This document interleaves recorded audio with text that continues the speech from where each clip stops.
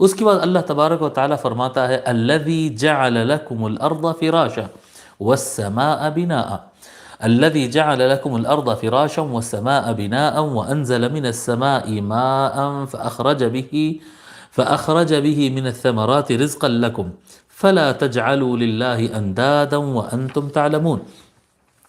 اب یہاں پر اللہ تبارک و تعالی پہلے اپنی تخلیق کو دیکھو، اللہ تبارک و تعالی پروردگار ہے، رب ہے۔ پچھلی آیت میں جو ہوتا ہے الذی یا ایھا الناس اعبدوا ربکم، تمہارے پروردگار کی عبادت کرو، اے لوگوں عبادت کرو تم اپنے پروردگار کی۔ تو پروردگار کون ہے؟ جو تمہاری تخلیق فرمایا، پھر تم سے پہلے والوں کی تخلیق فرمایا، پھر اس کے بعد جس نے بنایا تمہارے لیے زمین کو فرش۔ اب دیکھیے آپ اب یہ زمین اور آسمان کی تخلیق کی طرف چلے گا۔ تو اللہ تبارک و تعالیٰ پہلے انسان اور جانوں کو پیدا کرنے کی بات کیا۔ اللہ تبارک و تعالیٰ وہ پروردگار ہے جس نے جان کو، زندہ اشیاء کو، انسانوں کو پیدا فرمایا، اس کے بعد انسانوں کے لیے پھر زمین کو اور آسمان کو پیدا فرمایا۔ تو پہلی آیت میں انسانوں کی تخلیق کی بات ہو رہی ہے، اور دوسرے آیت میں، اس کے بعد والی آیت میں جو ہے انسان کے علاوہ جو کائنات ہے ان کی تخلیق کی بات ہو رہی ہے۔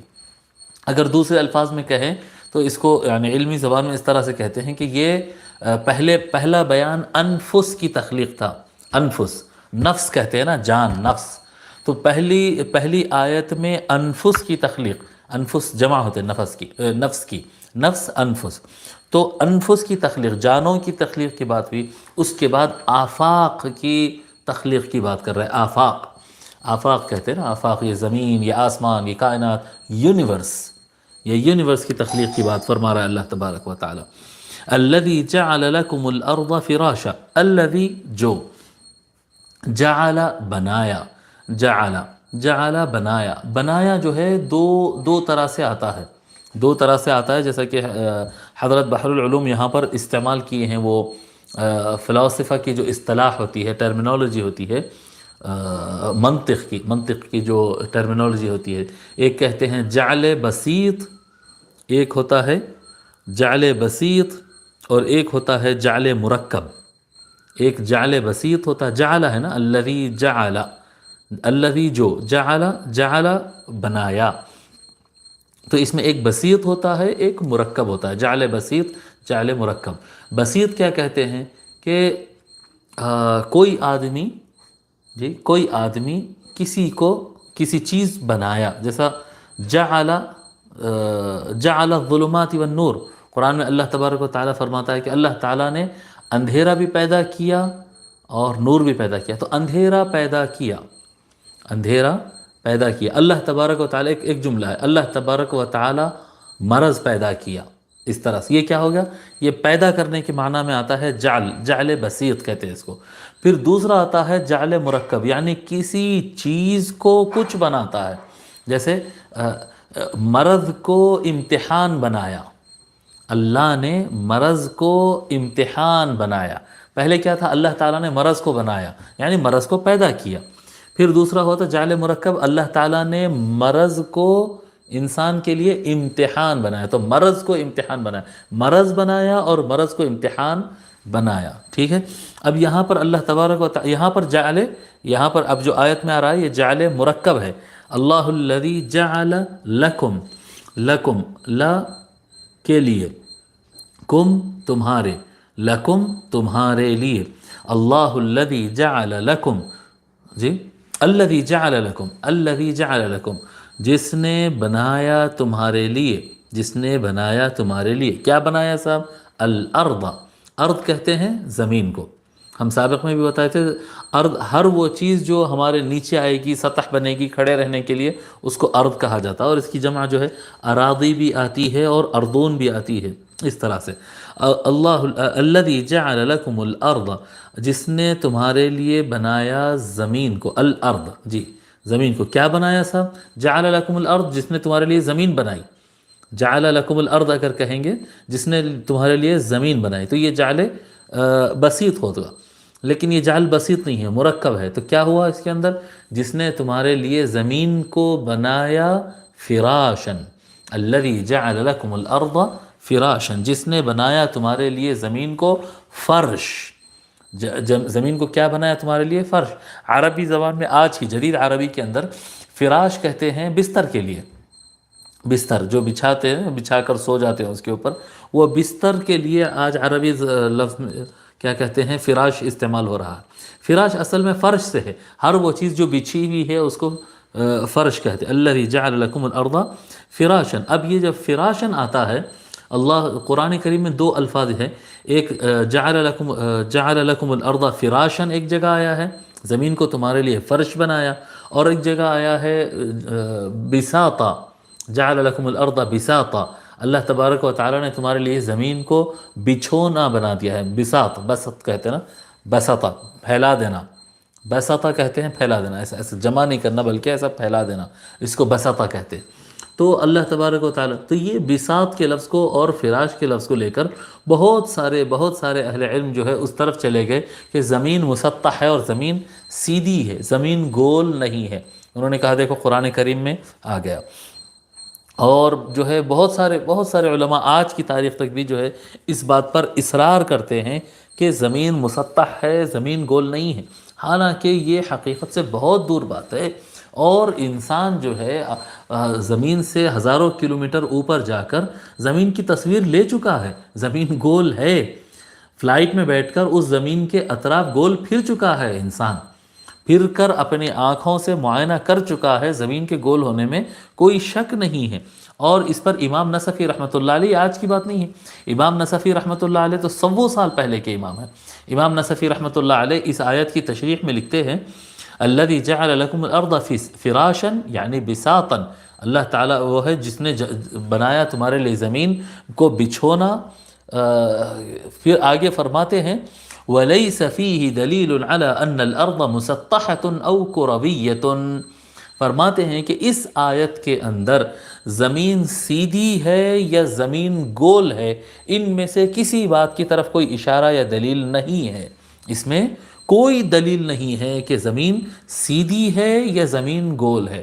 یعنی اس سے استدلال کرنا اس آیت کو لے کر جو یعنی اکثر قدیم زمانے کے اہل علم میں اکثریت، اور آج کے زمانے میں ابھی تک آج کی تاریخ تک یعنی 21 سینچری کے اندر بھی جو حضرات ضد کر رہے ہیں کہ نہیں زمین سیدھی ہی ہے، ان کے لیے یہ ایک پیغام ہے امام نصفی رحمۃ اللہ علیہ کا کہ یہ اس آیت کے اندر کوئی ثبوت نہیں ہے کہ زمین کیا کہتے ہیں مسطح ہے، زمین سیدھی ہے. اتنا ان کا اصرار ہے، یہاں تک کہ میں ایک اہل علم کی کیا کہتے ہیں ایک اہل علم صاحب بیان کر رہے تھے اور ان کے یہاں طلبہ بیٹھے تھے اور وہ پوری قوت کے ساتھ یہ سمجھا رہے تھے کہ زمین سیدھی ہے، زمین سیدھی ہے، سائنسداں جھوٹے ہیں اور یہ انگریز الو بنا رہے ہیں فلاں فلاں. حالانکہ اچھے خاصے عالم ہیں لیکن وہ اصرار کر رہے تھے. اور ان کے خطاب ختم ہونے کے بعد میں دیر سے پہنچا تھا، اور جب محفل میں شریک ہوا تو یہ جب خطاب ختم ہوا تو میں ان نوجوانوں سے پوچھا تھا کہ اے نوجوانوں تم بتاؤ کہ یہ خطاب میں تم سمجھے کیا؟ تو نوجوانوں نے کہا کہ ہم اس نتیجے پر پہنچے ہیں کہ یہ جو زمین جس پہ ہم رہتے ہیں یہ زمین اسلام میں سیدھی ہے اور سائنس میں گول ہے. تو میرے کو ہنسی آ گئی. میں بولا نہیں، جو چیز جیسی ہے وہ ویسی ہی رہتی ہے، وہ اسلام میں الگ نہیں ہوتی ہے. جی اسلام میں بھی وہی رہتی ہے اور سائنس میں بھی وہی رہتی ہے. سائنس اور اسلام کبھی بھی آپس میں ٹکراتے نہیں ہیں. پھر بہرحال اس کے اوپر پورا ایک لیکچر ہوا تھا کہ زمین گول ہے یا زمین سیدھی ہے. تو بہرحال مولانا لوگ تو آسانی سے مانتے نہیں لیکن نوجوان سب سمجھ گئے تھے. تو بتا رہے امام کیا کہتے ہیں امام نصفی رحمۃ اللہ علیہ کہ اس آیت کریمہ سے یہ مطلب نکالنا کہ زمین سیدھی ہے یہ بالکل غلط ہے. اب اس کے لیے حضرت بحر العلوم رحمۃ اللہ علیہ اچھی مثال دیتے ہیں. فرماتے ہیں فراشن سے مراد سیدھا اور گول نہیں ہوتا. فراش سے مطلب ہوتا ہے کہ ہر وہ چیز کو اس طرح سے مسطح کیا جائے کہ آپ اس پر چل سکے یا لیٹ سکے یا بیٹھ سکے. اگر اس کے ایبل ہو گئی، اس کی قابل ہو گئی تو وہ آپ کے لیے فراش ہے. جیسا ہمارے لیے زمین فراش ہے، ہمارے لیے زمین فراش ہے، زمین مسطح ہے، ہمارے لیے زمین بچھونا ہے. ٹھیک ہے، زمین ہمارے لیے بچھونا ہے. لیکن بال، گولا یا سنترا، جی سیب، نارنگی جو ہوتی ہے وہ ہمارے لیے نہیں ہے، ہم اس کے اوپر نہیں بیٹھ سکتے. یہ ہمارے لیے وہ فراش نہیں ہے.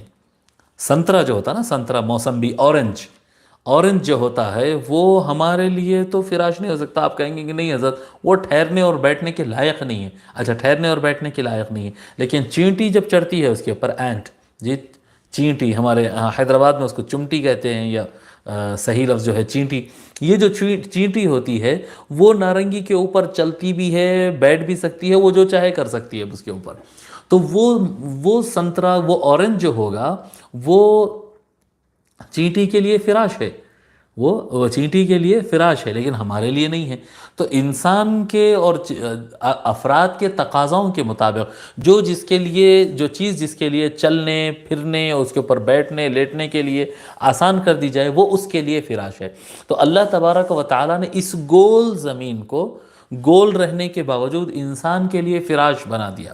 انسان کے لیے اللہ تبارک و تعالیٰ یہ ہمارے لیے فراش یعنی فرش بنا دیا، فرش بنا دیا. اللہ الذی جعل لکم الارض فراشا، یہ اللہ الذی آتے جا رہا زبان پہ، دوسری آیت دوسرے مقام پر ہے. اللہ الذی جعل لکم اللیل لتسکنوا فیہ، وہ زبان پہ آ جا رہی ہے جی. والذی یا ایھا الناس اعبدوا ربکم الذی خلقکم والذین من قبلکم لعلکم تتقون الذی جعل لکم الارض فراشا، جس نے بنایا تمہارے لیے زمین کو فرش، والسماء بناء، والسماء بناء، سماء کے بارے میں ہم بتائیں کہ ہر وہ چیز جو ہمارے اوپر ہوتی ہے اس کو سماء کہیں گے، بھلے وہ آسمان ہو، بھلے وہ گھر کا چھت ہو، بھلے وہ ابر ہو، یا اس طرح کی کوئی چیز ہو جو ہمارے اوپر سایہ فگن ہو جائے، وہ سماء ہوتی ہے. سماء سمون سے اونچائی سے بنا سو لفظ ہے. والسماء بناء، بناء اللہ تبارک بنا کہتے ہیں کنسٹرکشن، بنایا جی، بنایا، بنایتن عربی زبان میں کہتے ہیں، جو بلڈنگ کو بنایا کہتے ہیں. بنا تعمیر، جو چیز تعمیر کی گئی اس کو بنا کہتے ہیں، اسٹرکچر کو کہتے ہیں بنا. اور قدیم زمانے میں بنا جیسا کیا کہتے ہیں، گنبد کو بھی کہا جاتا تھا، گنبد، یا پھر اس خیمے کو بھی کہا جاتا تھا. ٹینٹ ہوتا نہیں تو پرانے زمانے میں ٹینٹ لگاتے تھے، آج بھی لگاتے ہیں فنکشنز وغیرہ کے لیے، گراؤنڈ میں ٹینٹ لگاتے ہیں اور اس کے اندر فنکشن کرتے ہیں. تو یہ جو ٹینٹ لگاتے ہیں یا یہ جو کنسٹرکشن ہوتا ہے، یہ جو بلڈنگ بنتی ہے، اس کو بنا کہتے ہیں. والسماء بناء، اللہ تبارک و تعالیٰ نے زمین کو تمہارے لیے فرش بنایا. اللہ وہ ہے جو تمہارے لیے زمین کو فراش، بچھونا بنا دیا، اور آسمان کو تمہارے لیے چھت اور سائباں اور ٹینٹ اور گھر بنا دیا. ٹھیک ہے. والسماء بناء وانزل من السماء، اور انزل اتارا، ہم بتا دیے تھے سابق میں بھی بتائے تھے، انزل آہستہ آہستہ اتارنے کو کہتے ہیں، وہ انزل ایک ساتھ اتارنے کو کہتے ہیں، نزل آہستہ آہستہ اتارنے کو کہتے ہیں. وانزل من السماء ماء، وانزل اور اتارا، من سے، السماء آسمان، وانزل من السماء اور اتارا آسمان سے. کیا اتارا صاحب؟ ماء جی. اللہ تبارک و تعالیٰ نے پانی اتارا ہے. ماء پانی کو کہتے ہیں، ماء پانی کو کہتے ہیں. ٹھیک ہے. وَأَنزَلَ مِنَ السَّمَاءِ مَاءً فَأَخْرَجَ بِهِ، پس اس سے نکالا، فَأَخْرَجَ، پس اخرج نکالا، بِهِ بے سی سے، بی جب آیا تو اس کا مطلب ہوا سے، ہی اس، بِهِ اس سے، کس سے؟ پانی سے. فَأَخْرَجَ بِهِ پس اس پانی سے، فَأَخْرَجَ بِهِ پس اس پانی سے کیا نکالا؟ مِنَ الثَّمَرَاتِ پھلوں میں سے. ثمر پھل کو کہتے ہیں، ثمراتن، ثمراتن ایک پھل، ثمرات بھی استعمال ہوتا ہے، فواکہ بھی استعمال ہوتا ہے. فواکہ باعتبار ٹیسٹ ہوتا ہے، جب کسی پھل کو ہم اس کے ٹیسٹ کی وجہ سے یاد کرتے ہیں تو اس کو فواکہ اور فاکہتن کا لفظ استعمال کرتے ہیں. اور ثمرات کو جب ایز اے رزلٹ، پھل کو ایز اے رزلٹ یا ایز اے غذا جب اس کا ذکر کرتے ہیں غذا کے طور پر، تو اس کو ثمر کہتے ہیں.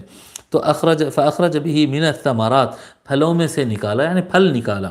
رزقا فاخرج به من الثمرات رزقا لکم، رزق تو رزق ہے، ہر وہ چیز جو انسان کو کیا کہتے ہیں غذا عطا کرے وہ رزق کہتے ہیں. پھر اس سے بڑھ کر اللہ تبارک و تعالیٰ کی ہر وہ نعمت کو بھی رزق کہا جاتا ہے. یہ اگر توسع کی طرف اس کے جائیں گے، بڑے معنی کی طرف جائیں گے، تو اللہ تبارک و تعالیٰ جو بھی کیا کہتے ہیں انعام عطا فرماتا ہے، فائدہ عطا فرماتا ہے، اس کو رزق کہتے ہیں۔ اور اگر اختصار کی طرف جائیں گے اس کا تو رزق مراد کھانا، وہ جو جسم کو ہمارے غذا دے اس کو رزق کہتے ہیں۔ فَأَخْرَجَ بِهِ مِنَ الثَّمَرَاتِ رِزْقًا، پس نکالا اس سے یعنی اس پانی سے، من الثمرات، یہ زمین پر پانی گرا اس میں سے کیا نکالا؟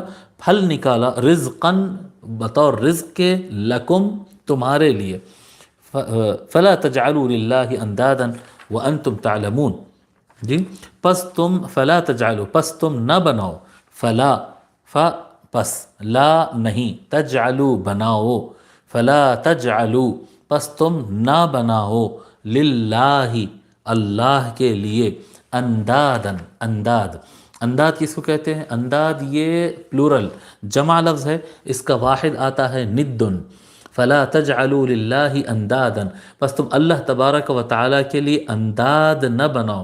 انداد کس کو کہتے ہیں؟ ند کس کو کہتے ہیں؟ برابر والا یا پارٹنر۔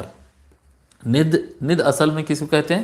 برابر والا، یعنی یہ اب آپ دیکھیں، آپ تخلیق کے اندر ہمارے ہندو بھائیوں نے کیا عقیدہ اپنا لیا کہ وہاں پر ایک کریٹر ہے اور ایک مینٹینر اور پریزرور ہے اور ایک ڈسٹروئر ہے، تو یہ تینوں مل کر چلا رہے ہیں۔ جی اللہ تبارک و تعالیٰ کا حکم ہے اور اللہ کے رسول صلی اللہ علیہ وسلم نے سکھایا ہے کہ اللہ تعالیٰ کے ساتھ کوئی بھی نہیں ہے، کوئی پارٹنر نہیں ہے، کوئی شریک نہیں ہے، کوئی اس کے برابر والا نہیں ہے۔ فلا تجعلوا للہ اندادا، اللہ تبارک و تعالیٰ کے برابر والا، جوڑ والا جی کوئی اور نہیں ہے۔ وانتم تعلمون، تم جانتے ہوئے، تم حقیقت جانتے ہو، اس کے باوجود تم اللہ کے ساتھ کسی کو شریک بنانا چاہتے ہو، تو ہرگز ایسا نہیں کرنا۔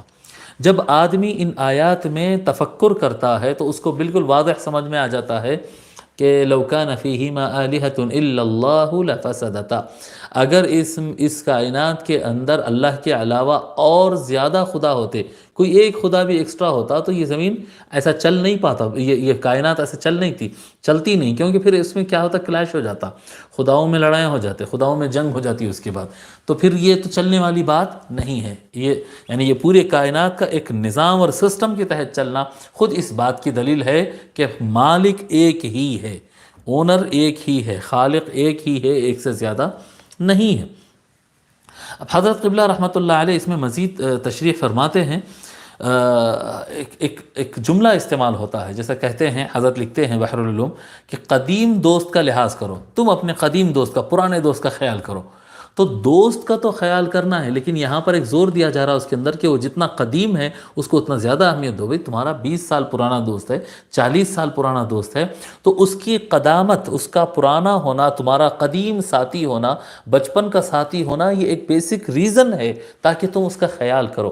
اللہ تبارک و تعالی اعبدوا ربکم فرما رہا ہے، اپنے پروردگار کی عبادت کرو فرما رہا ہے، صرف عبادت کرو نہیں فرما رہا ہے، بلکہ ساتھ میں ریزن بتا رہا ہے کیوں عبادت کرو، کیونکہ اس نے تمہیں پیدا کیا، کیونکہ تم سے پہلے والوں کو پیدا کیا، کیونکہ اس نے تمہارے لیے زمین بنایا، کیونکہ اس نے تمہارے لیے آسمان بنایا، کیونکہ اس نے تمہارے لیے زمین سے پھل نکالا۔ یہ زمین ہے، یہ آسمان ہے، یہ اس میں سے غذا کا نکلنا، یہ کیا ہے؟ یہ تمہاری پوری لائف کا انتظام ہے، یہ پوری لائف کا تمہارے جینے کا انتظام ہے۔ تو اللہ تبارک و تعالی اپنے عبادت کرنے کی وجہ ساتھ میں بتا رہا ہے، ساتھ میں وجہ بتا رہا ہے، اور پہلے ربکم فرمایا، اعبدوا ربکم، عبادت کرو تم اپنے پروردگار کی۔ تو پروردگار ہونا خود وجہ ہے عبادت کرنے کی، کیونکہ وہ تم کو پالتا ہے، اس لیے تم عبادت کرو۔ تو یہ ایک اجمالاً ایک لفظ میں آ گیا۔ پھر آگے جتنا آ رہا ہے، الذي خلقكم والذين من قبلكم لعلكم تتقون الذي جعل لكم الارض فراشا والسماء بناء وانزل من السماء ماء، یہ جتنے ریزنز اللہ تبارک و تعالیٰ بیان کیا کہ تم کو پیدا کیا، تم سے پہلے والوں کو پیدا کیا، زمین کو تمہارے لیے فرش بنایا، آسمان کے لیے تمہارے لیے کنسٹرکشن بنایا، چھت بنایا، پھل یہ سب ربکم کی ڈیٹیل ہے۔ رب اختصار میں ہے اور ربکم کی ڈیٹیل اللہ تبارک و تعالی اس کے اندر بیان فرما دیا۔ اب ایک پیراگراف ہے حضرت قبلہ رحمۃ اللہ علیہ کا لکھا ہوا، میں اس میں سے بہت کوشش کیا کہ چن کر کچھ حصہ آپ کو بیان کروں، لیکن پیراگراف اتنا زبردست ہے کہ اس کا کوئی حصہ میں چھوڑ نہیں پایا، تو میں اس کو جیسا ہے ایز اٹ از پڑھ دیتا ہوں۔ حضرت فرماتے ہیں، ذرا اپنے آپ پر غور کرو، تم کیا تھے کچھ نہ تھے، نیست نابود تھے، کچھ نہ تھے۔ پھر عالم شہادت میں آئے، عالم وجود میں آئے، شہادت میں آئے تو ایک نطفہ بن کر آئے، ایک نطفہ بنے۔ نطفے میں مختلف صورتیں آئی جی، ایک قطرہ بن کے آئے پہلے، تو پہلے جب قطرہ آیا تو پھر قطرے سے کیا ہوا، خون بستہ بنے، علقہ، علقہ بنے، ایک لٹکتا ہوا خون بنے۔ پھر اس کے بعد مضغہ، مضغہ گوشت بنے، یعنی چبے ہوئے گوشت کی طرح تم بنے، جان پڑی اس میں، پیدا ہوئے۔ ماں کے پیٹ میں ناف سے غذا پہنچتی تھی تم کو، پیدا ہوتے ہی کس نے سکھایا کہ تم کو ماں سے دودھ پینا ہے، ماں سے تمہاری غذا ملے گی، کس نے سکھایا تمہیں؟ بعض لوگوں کے قول کے مطابق تو نطفے میں کیڑے تھے، نطفے کے اندر، اس قطرے کے اندر جس سے تم پیدا ہوئے، اس قطرے کے اندر تم تو کیڑے تھے، جراثیم تھے، چھوٹے چھوٹے باریک باریک جو اسپرمز ہوتے ہیں وہ تھے تم، اور وہ کیڑے ایک دوسرے کو کھانے لگے جی، ماں کا زائد خون پینے لگے اور کافی بڑے ہو کر باہر نکلے۔ یہی وجہ ہے کہ بعض دفعہ 2-3 بچے بھی ہو جاتے ہیں اور زیادہ بھی ہو جاتے ہیں، ٹھیک ہے۔ پھر بریکٹ میں حضرت لکھتے ہیں، یہ بڑا دمدار جملہ ہے، مجھے حیران کر دیا۔ بریکٹ میں حضرت لکھتے ہیں کہ یہ بھی ممکن ہے کہ ماں سے بغیر باپ کے ملے ہوئے خود اس کے منی یعنی اسپرم میں سے ایسے کیڑے یا جراثیم پیدا ہو جائیں اور بچہ بغیر باپ کے پیدا ہو جائے، یہ بھی ممکن ہے۔ یہ بھی ممکن ہے کہ ماں کے اندر جو جراثیم ہوتے انہی میں سے کچھ حصہ اس طرح سے بن جائے کہ وہ بچے کی تخلیق ماں کے اندر ہو جائے بغیر باپ کے نطفے کے، یہ بھی ممکن ہے۔ یہ ایک حیرت انگیز جملہ ہے جس کو حضرت قبلہ رحمۃ اللہ علیہ کی کتاب میں یہاں پر بریکٹ میں لکھا گیا ہے۔ آج اس کو سائنس ثابت کر رہی ہے، حالانکہ اللہ تبارک و تعالیٰ نے یہ چمتکار تو پہلے دکھا دیا تھا۔ اللہ تبارک و تعالیٰ جب حضرت جبرائیل علیہ السلام کو سیدہ مریم علیہ السلام کے پاس بھیجے اور انہوں نے ان پر پھونک ماری، اور وہ پھونک کے ساتھ جو ہے بی بی مریم علیہ السلام حاملہ ہو گئی، اور حضرت عیسیٰ علیہ السلام پیدا ہوئے، اور جو ہے ان کے کوئی والد نہیں، بنا باپ کے اللہ تبارک و تعالی انسان کو پیدا کر سکتا ہے۔ یہ قرآن کریم میں موجود ہے، یہ تاریخ میں موجود ہے، یہ اللہ تبارک و تعالی دکھا چکا تھا، لیکن اس کے باوجود انسان جو ہے معجزات کو، اللہ تعالیٰ کے کرشموں کو سائنس سے جوڑتا نہیں۔ شیخ الاسلام علامہ طاہر القادری صاحب ایک بڑا اچھا جملہ بتائے تھے کہ قرآن کریم کی بات نہیں کی غالباً، اس کے اندر فرماتے تھے کہ ہر معجزہ، شیخ الاسلام نے فرمایا کہ ہر معجزہ سائنٹیفیکلی پروفڈ ہوتا ہے، جس سائنس کے اعتبار سے وہ ثابت ہوتا ہے۔ معجزہ اس لیے ہوتا ہے کہ جس وقت وہ ظاہر کیا جاتا ہے وہاں تک سائنس کو پہنچنے ابھی 100 سال باقی ہوتا ہے، انسان کا ریسرچ ابھی وہاں تک پہنچا نہیں ہوتا ہے، ابھی دماغوں سے کافی دور ہوتی ہے وہ بات۔ تصور کر لیجئے نا کہ آج سے اگر 2000 سال پہلے اگر موبائل ایجاد ہو جاتا تو لوگ اس کو چمتکار نہیں سمجھتے تو اور کیا سمجھتے، اور وہ چمتکار ہوتا، اس زمانے میں وہ چمتکار ہوتا، لیکن آج کے زمانے میں وہ چمتکار نہیں رہا، کیونکہ سائنس اس کو پا چکی ہے، سائنس وہاں تک پہنچ چکی ہے۔ تو آج جو ہے، آج کے زمانے میں سائنس یہ بات ثابت کر رہی ہے۔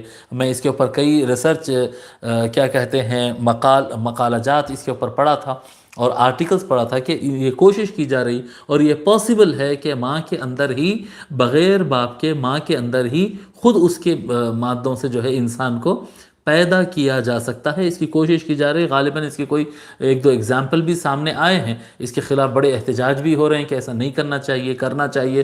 بہرحال یہ بھی ایک معرکۃ الآراء مضمون ہے، لیکن بغیر باپ کے صرف ماں کے مادہ سے جو ہے انسان کو پیدا کیے جانے کی ریسرچ چل رہی ہے، اور شاید اس کی بہت قریب ہے، اور یہ عین ممکن ہے کہ یہ ہو جائے۔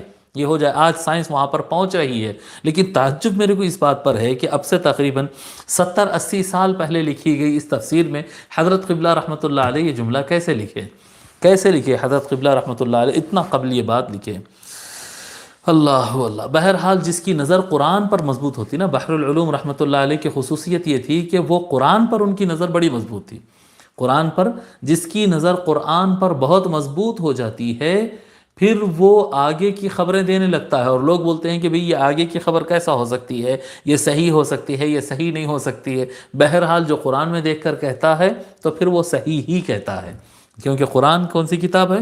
ذالک الکتاب لا ریب فیہ، اس میں کوئی شک نہیں ہے۔ پھر آگے فرماتے اور بڑے ہوئے تو ان کی ضیافت کے لیے زمین کا پہلے پیدا فرمایا، ایسا ایسا ایسا جی نطفہ تھا، پھر وہ خون بنا، پھر وہ چبائے ہوئے گوشت کی طرح بنا، پھر ہڈی بنا، پھر انسان بنا، پھر پیدا ہوا، پھر ماں سے غذا لیا، اور جب تھوڑا سا بڑا ہو گیا تو اللہ تبارک و تعالیٰ پھر اس کی ضیافت کا انتظام کیا، زمین کو فرش کے طور پر بچھا دیا، آسمان کا ڈیرا لگا دیا، پانی برسا دیا، زمین سیراب ہو گئی، اور زمین سے میوے نکل کے آئے، مہمان کے کھانے کا انتظام کر دیا جی۔ اتنا سب اللہ تبارک و تعالیٰ نے کیا، پھر بندہ جو ہے اگر کوئی پتھر کی مورتی بنا کر اگر اس کی پوجا کرنے میں لگ جائے، یا کوئی درخت کے سامنے سر اگر ٹکا دے، ماتھا ٹکا دے، تو اس سے زیادہ کمزوری کی بات کوئی اور نہیں ہوتی ہے۔ اسلام اور قرآن کی تعلیم ہمیشہ غور و فکر کی، تدبر کی بات کرتا ہے۔ اللہ تبارک و تعالی ہم کو جو قرآن کریم عطا فرمایا ہے، قرآن کریم میں جگہ جگہ انسان کو سوچنے، سمجھنے اور غور کرنے کا آرڈر بھی دیا گیا ہے، اور جگہ جگہ ڈیٹیل بھی پیش کی گئی ہے۔ دیکھو، اللہ کی عبادت کرو، بس ہو گئی بات، کوئی گفتگو نہیں ہوگی، ایسا بھی ہو سکتا نا، بس اللہ کی عبادت کرو اور کچھ نہیں ہے، اگر عبادت نہیں کریں گے تو مار مار کے تمہارا خیمہ بنا دیا جائے گا جی، تم کو جہنم میں ڈال کر جلایا جائے، ایسی بھی گفتگو ہو سکتی تھی۔ مگر اللہ تبارک و تعالیٰ فرمایا وہ پروردگار ہے، وہ تم کو ایسا پیدا کیا، ایسا پیدا کیا، تمہارے لیے یہ بنا، یہ کیا ہے، کیا کہتے ہیں، ذہن کو کھولا جا رہا ہے، علم عطا کیا جا رہا ہے۔ اسلام ایک ایسا دین ہے جہاں پر ہمیشہ سوچنے اور سمجھنے کی بات کی جاتی ہے، اور سوال کرنے کی گنجائش نکلتی ہے، اور تدبر اور تفکر کی بات ہوتی ہے جی۔ دوسرے مذاہب میں سوچنے کی بات نہیں ہے، بس بڑوں نے کہہ دیا ہے آپ کو ماننا ہے، خلاص، اس میں گفتگو کرنے کی اجازت نہیں ہے۔ جو کہتے ہیں نا، سوال نہیں کرنا، آواز نہیں کرنا، بس بول دیے اور عمل کرو، یہ اسلامی طریقہ کار نہیں ہے۔ اللہ تبارک و تعالیٰ مالک ہے، اس کو حق تھا وہ کہہ دے کہ میں نے حکم دے دیا، بس عمل کر دو، اور کوئی گنجائش نہیں ہے۔ مگر اللہ تبارک و تعالیٰ سوچنے کا بھی حکم دے رہا ہے، اور سوچنے کے اسباب بھی فراہم کر رہا ہے۔ دیکھو زمین ایسی ہے، دیکھو آسمان ایسا ہے، دیکھو اونٹ ایسا ہے، دیکھو زیتون ایسا ہے، دیکھو یہ ایسا ہے، خون ایسا ہے، گوشت ایسا ہے۔ اللہ تبارک و تعالیٰ علم کو کھول بھی رہا ہے، کویسچنز بھی بناتا ہے، کویسچنز کو آنسر بھی کرتا ہے اللہ تبارک و تعالیٰ، یعنی سوال کرنے کی گنجائش۔ دین اسلام ہی ایک ایسا لاجک والا مذہب ہے، اور ایسا عقل والا مذہب ہے کہ جس کے اندر عقل کی کیا کہتے ہیں، تالوں کو کھولا جاتا ہے، عقل کو کھولا جاتا ہے، اور سوچنے کی دنیا کو آباد کیا جاتا ہے۔ یہاں پر منع نہیں کرتے۔ البتہ بہت سارے ہم جو ہے پیران گرامی، مرشدان عظام اور علماء اور مفتیان شرع متین کو کیا کہتے ہیں، لوگوں کو ڈانٹتے ہوئے دیکھتے ہیں، غصہ کرتے ہیں، ڈانٹتے ہیں، پوچھنا نہیں، سوال نہیں کرنا، بس جتنا بولے اتنا کرو۔ تو یہ جو ہمارے مرشدان کرام اور پیران عظام اور مفتیان وقت اور علماء الدہر جو ہوتے ہیں، جو اس طرح کی باتیں کرتے ہیں، یہ بالکل نامناسب ہے، یہ غیر اسلامی طریقہ ہے، یہ کم علمی کی بات ہے۔ اسلام سوال کی اجازت دیتا ہے، اور اسلام کے پاس ہر سوال کا جواب ہے، فی الدنیا والآخرہ، تاکہ تم غور کرو۔ آگے آیت نمبر 220 جو ہے وہ اسی سے مربوط آیت ہے، كذلك يبين الله لكم الآيات لعلكم تتفكرون في الدنيا والآخرة ويسألونك عن اليتامى قل إصلاح لهم خير وإن تخالطوهم فإخوانكم والله يعلم المفسد من المصلح ولو شاء الله لأعنتكم إن الله عزيز حكيم۔ اللہ تعالیٰ فرماتا ہے فی الدنیا والآخرہ، تاکہ تم غور کرو، تاکہ تم سوچو، دنیا میں بھی اور آخرت میں بھی، دنیا کے بارے میں بھی سوچو اور آخرت کے بارے میں بھی سوچو۔ وَيَسْأَلُونَكَ عَنِ الْيَتَامَى، یعنی صرف خمر اور میسر، جوا اور سٹے کا جو مسئلہ ہے، یہ دنیا میں تھوڑا سا فائدہ دیتا ہے اور زیادہ نقصان دیتا ہے دنیا میں، اور آخرت میں تو نقصان ہی نقصان ہے، آخرت میں تو نقصان ہی نقصان ہے۔ لہذا تم عقل لڑاؤ کہ آخرت کی مکمل بربادی اور دنیا کی زیادہ تر حصے کی بربادی تھوڑے سے فائدے کے لیے، یہ عقل بندی کی بات نہیں ہے۔ ترک کر دو شراب کو بھی اور جوئے کو بھی۔ وَيَسْأَلُونَكَ عَنِ الْيَتَامَى، اور آپ سے سوال کرتے ہیں یتیموں کے بارے میں۔ وَيَسْأَلُونَكَ، اور آپ سے پوچھتے ہیں، سوال کرتے ہیں، عَنِ الْيَتَامَى، ہم بتائے تھے یتیم کی جمع یتامہ ہے، یتامہ کے بارے میں، یتیموں کے بارے میں آپ سے سوال کرتے ہیں۔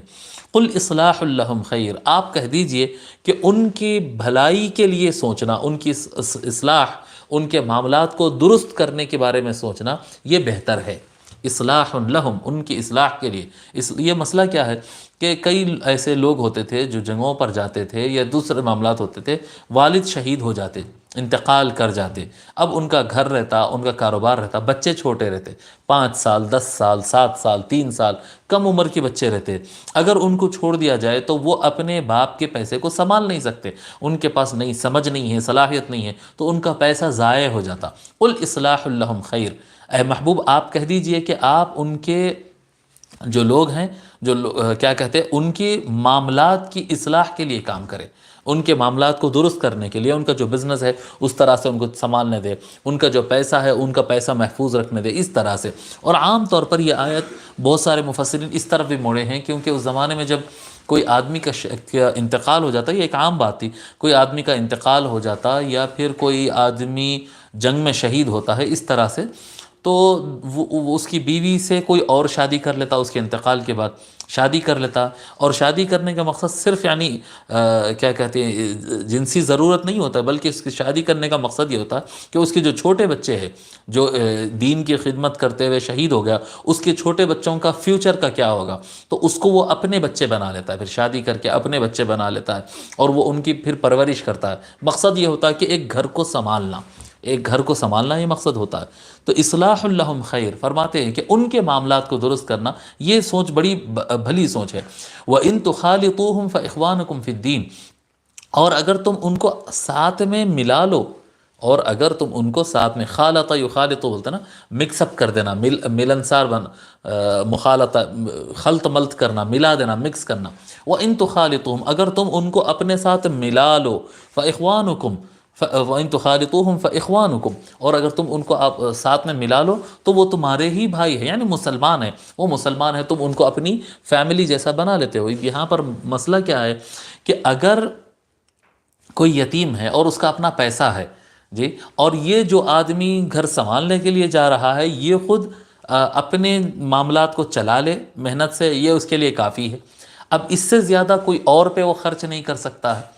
اگر وہ بچے کو پہلے ایسا ہوتا تھا کہ ان کا خیال رکھنے کا طریقہ یہ ہوتا ہے کہ یتیم کا گھر الگ رہتا ہے، ان کے لیے کھانا الگ سے آتا ہے، ان کی سواری الگ آتی، تاکہ اس کا پیسہ ہمارے پیسے میں مکس نہ ہو جائے اور ہمارے استعمال میں اس کا پیسہ نہ آ جائے۔ لیکن یہ کرنا بڑا مشکل رہتا ہے، ایک آدمی ایک گھر میں رہنا اور گھر کو سنبھالنا آسان ہوتا ہے، لیکن ایک آدمی ایک گھر میں رہے اور پڑوس میں ایک گھر رہے، اور اس گھر میں جا کر اس گھر کی صفائی بھی دیکھے، اس گھر کی لائٹ بھی دیکھے، اس کا پانی بھی دیکھے، اس کا وہ یتیم کا کھانا بھی دیکھے، پینا بھی دیکھے، تو یہ ایک تو ایکسپنسز زیادہ ہو جاتے ہیں، یعنی کیونکہ وہ یتیم کے پیسے میں سے ہی خرچ ہو رہا، تو اس کا پیسہ ضائع بھی ہوتا ہے، پلس برڈن اتنا ہو جاتا ہے کہ کرنے والے پر دونوں طرف کا کام کرنا بہت مشکل ہو جاتا ہے۔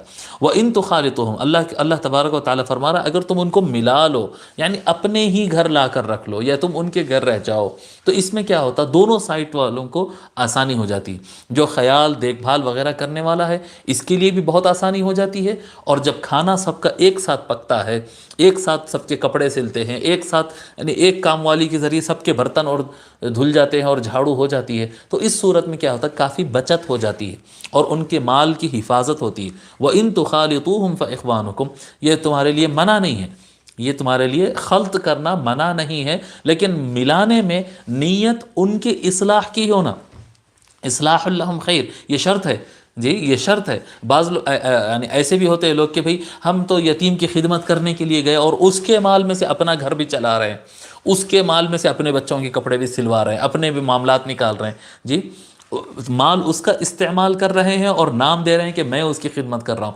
ایسا لوگ کر دیتے ہیں، نیتیں خراب ہوتی ہے۔ تو اس میں کیا قاعدہ ہے کہ تم ان کی بھلائی کے لیے سوچو، ان کے مال کی حفاظت، ان کی تربیت اور ان کے مال کی حفاظت کی فکر کرنا چاہیے۔ ان کیس اگر برڈن زیادہ ہو رہا ہے تو مکس کر لینا اس نیت سے کہ اس کے مال کی اور زیادہ بچت ہوگی اور اس کو ہم اور اسٹیبل کریں گے، قریب رکھ کر اس کی اور اچھی تربیت کریں گے، یہ ارادے سے اگر کر رہے ہیں تو اس کی اجازت ہے۔ اور اب آگے فرماتے وَإِن تُخَالِطُوهُمْ فَإِخْوَانُكُمْ وَاللَّهُ يَعْلَمُ الْمُفْسِدَ مِنَ الْمُصْلِحِ، اللہ تبارک و تعالیٰ بہتر جانتا ہے، واللہ یعلم، اور اللہ تعالیٰ جانتا ہے، المفسد من المصلح، جی اچھے بھلی نیت اور اصلاح کرنے جو چاہتا ہے اس درمیان میں سے فسادی کون ہے جی، جو کرپشن کر کے اس کے یتیم کا پیسہ کھا لینا، یتیم کے مال سے استفادہ کر لینا، یتیم کے نام پہ عزت کما لینا، یتیم کے نام پہ اس کا گھر استعمال کر لینا، اس کا پیسہ استعمال کر لینا. تو کون آدمی ہے جو خرابی چاہتا ہے دل سے؟ کون ہے جو خرابی چاہتا ہے جس کی نیت میں لالچ ہے، حرص ہے، اپنا مفاد ہے؟ اور کون ہے جو یتیم کی خدمت کے لیے جا رہا ہے؟ یہ اللہ تبارک و تعالیٰ بہتر جانتا ہے. واللہ یعلم المفسد من المصلح. تو یتیم کو اپنے ساتھ ملا لو، تو اپنی نیت کو صاف رکھو اور اس کی خدمت کرنا اور یتیم کی اچھی تربیت کرنا اور اس کے پیسے کو سیو کرنے کا ارادہ رکھنا، کیونکہ اللہ تعالیٰ جو ہے نیتوں کو جانتا ہے. وَلَوْ شَاءَ اللَّهُ لَأَعْنَتَكُمْ. اور اگر اللہ تعالیٰ چاہتا تو تم پر بار ڈال دیتا. جی اعنت کہتے ہیں برڈن ڈال دینا، ایک دم بار ڈال دینا. اللہ تبارک و تعالیٰ ایسا حکم دے سکتا تھا کہ نہیں کوئی یتیم کو اپنے گھر میں نہیں ملا سکتا، اس کی خدمت کرنا بھی، اس کا خیال کرنا بھی لازم ہے تم پر، لیکن ساتھ میں نہیں ملا سکتے. اگر ایسا آرڈر اللہ تعالیٰ دے دیتا تو آپ تصور کرو کہ یتیموں کا خیال کرنا ہمارے لیے کتنا مشکل ہو جاتا، کتنا مشکل ہو جاتا. اب یہاں پر یہ بات بھی آپ لوگ کو جو میں ہمیشہ کہتے آتا ہوں، یہ بات بھی یہاں پر سمجھ میں آ جاتی ہے کہ یتیم کی کفالت کا معنی کیا ہے. یتیم کی جو کفالت ہوتی ہے اس کو اپنے گھر میں لے کے اپنے بچے کی طرح پالنا ہوتا ہے. یہ ہوتی ہے یتیم کی کفالت. ایسا نہیں ہوتا ہے کہ آپ کسی مدرسے میں، کسی چیریٹیبل ٹرسٹ یا یتیم خانہ میں، اورفنیج میں جا کر آپ مہینے کو 2000 روپے دے دو اور بولو کہ میں یتیم کی کفالت کر رہا ہوں. یہ بات صحیح نہیں، یہ بات صحیح نہیں. اس کو اپنے بچے کی طرح پالنا، اس کے مال کو اپنا مال اور اپنے بچے کے مال کی جیسے حفاظت کرتے، سیونگز کرتے ہیں، ویسا اس کے مال کو سیو کرنے کو کفالت کہتے ہیں. یتیم کا خیال کرنا چاہیے. وَلَوْ شَاءَ اللَّهُ لَأَعْنَتَكُمْ. اور اگر اللہ تعالیٰ چاہے تو تم پر بار ڈال دے سکتا ہے، لیکن اللہ کا کرم ہے کہ وہ تم پر بار نہیں ڈالا. ان اللہ عزیز حکیم. بے شک اللہ تبارک و تعالیٰ غلبے والا ہے کہ تم پر بار ڈال سکتا ہے اور تم کو کرنا پڑتا. حکیم، لیکن اس کی حکمت ہے، سمجھداری ہے. اللہ تبارک و تعالیٰ کا یہ کرم والا فیصلہ ہے کہ اللہ تبارک و تعالیٰ مخالطہ یعنی ساتھ میں رہنے کا اور آسان راستہ تم کو بتایا ہے. یہ اللہ تبارک و تعالیٰ کی حکمت ہے، انسانیت کے لیے رحمت ہے.